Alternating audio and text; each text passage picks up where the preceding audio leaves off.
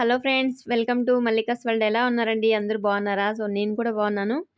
మీ అందరూ బాగుండాలని మనస్ఫూర్తిగా కోరుకుంటున్నాను. ఎక్కడ చూసారా మా చిట్టి వీడియో దిమ్మంటే మొఖానికి తీసుకొని మరి సిగ్గుపడిపోతున్నాడు. ఇక్కడైతే మా అత్త సోఫాలో పడుకోంది. అయ్యప్ప సాంగ్స్ అయితే పెట్టినట్లయితే ఇక తను చూస్తుందనమాట టీవీ. ఇక నా పని ఒకటే పనే, టీవీ ముందు కూర్చోవడం, టీవీ చూసుకోవడం ఎప్పుడు ఉండదు. నేనేంటంటే ఎప్పుడు కొంచెం ఖాళీగా ఉంటే ఏదో ఒక మూలలో ఏదో ఒక పని చేసుకుంటూ ఉంటాను. ఇలాగా చూసారు కదా, తల కూడా దూకలా ఒక పిచ్చిదాని లెక్కలో ఉన్నాను. ఇక్కడ ఏంటంటే బట్టలంతా మడుచుకొని ఎత్తిపెట్టుతున్నాను. ఇప్పుడైతే ఈ వీడియో తీసినప్పుడైతే స్వాములు కొండకి వెళ్ళారనమాట.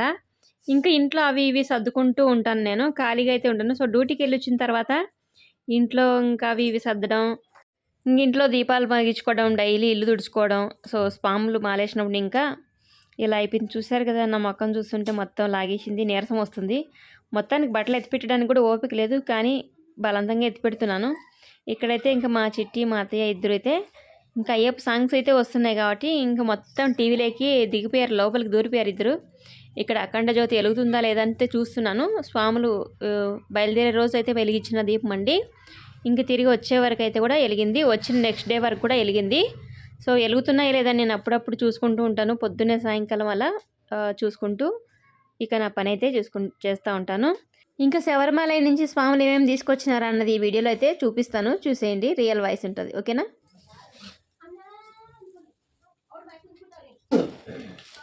శబరిమల నుంచి స్వాములు తెచ్చిన వస్తువులు, బహుమతులు, బంగారులు ఏమేమి తెచ్చినారో ఈరోజు వీడియోలో చూపిస్తాను. ఇది నా కోసం తెచ్చిన స్వెటర్. ఫస్ట్ టైం లైఫ్లో పెళ్ళైనా ఫస్ట్ టైం తీసుకున్న గిఫ్ట్ ఇది. ఇది మా చిట్టోయికి గన్ను, వాడే గన్ను కంటే ఫాస్ట్, మళ్ళీ వాడికి గన్నే రెండు వచ్చినాడంటే ఎంత ఎగ్జైట్మెంట్ గా ఫీల్ అవుతారో తెలియదు. ఇంకా ఇంట్లో టవల్ లేదే అనుకుంటాం. దువ్యాలు ఉన్నాయి, మళ్ళీ దువ్యాలు తెచ్చారే. సరే ఉంది, ఇది బాగుంది. ఇది పిల్లలు దూకోవడం ఎంటికలు, నీళ్ళు వేసుకుంటా కదా, నీళ్ళు ఒత్తులు పట్టాలి. ఎన్ని రెండేనా? కలర్లు బాగున్నాయి. టవల్లు తుడుచుకోవడానికి కలర్లు బాగా నచ్చినాయి నాకు. ఇంకేంటి ఉన్నాయి?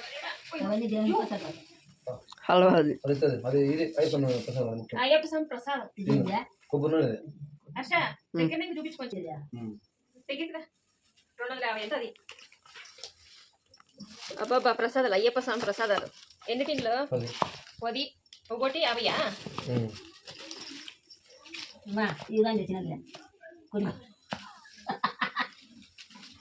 ఏమో నచ్చుతాయి, నచ్చవని అదే తీసుకుంటే నీకు నచ్చేటివి తెచ్చినా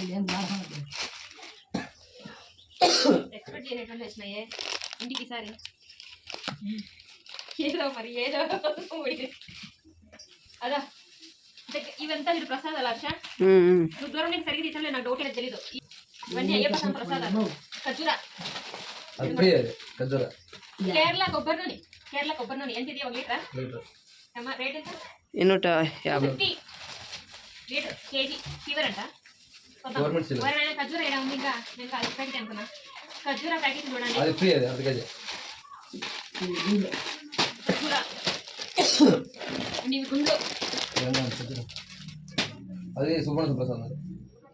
3 డబ్బాలు ఉన్నాయి. ఇది సుబ్రహ్మణ్య స్వామి ప్రసాదం. భలే ఉంటుంది టేస్ట్.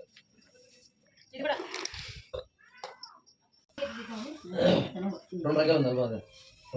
ఇప్పినప్పుడు దగ్గరికి వచ్చు. ఇది ఎంత? 40. అది ఇది కలర్, ఇది కలర్. రకరకాల హల్వాలు మొత్తం నెయ్యి. ఈడ మైకోలకి, మనకి, నాగేశ్వరకి హల్వాలు కూడా పంచుతారా? అన్ని వచ్చింది. ఇది హల్వాలు అన్ని ఇచ్చేదే. ఇది 3 కలర్లు ఉంది. 3 రకాలు హల్వా. పసుపు కుంకుమ, పండ్లు తెస్తే పండ్లు ఇవి తెచ్చినా 3 రకాలు హల్వా. అది ఒక రకము, అది జాస్తి అడిగేది. ఇది ఒక రకం, ఇది 1 కేజీ తీసుకున్నాం. ఎంత హల్వాలు? 1 కేజీ. అది 100 రూపాయలు. ఇవి అది 140 చెప్పా, ఇది 100 రూపాయలు చెప్పా. ఇది 80 రూపాయలు తీసుకున్నాం, అది 100 రూపాయలు తీసుకున్నాం. హల్వా మొత్తం 8 కేజీలు. అదంతా ఇది ఇది ఇది ఖర్జూరపా.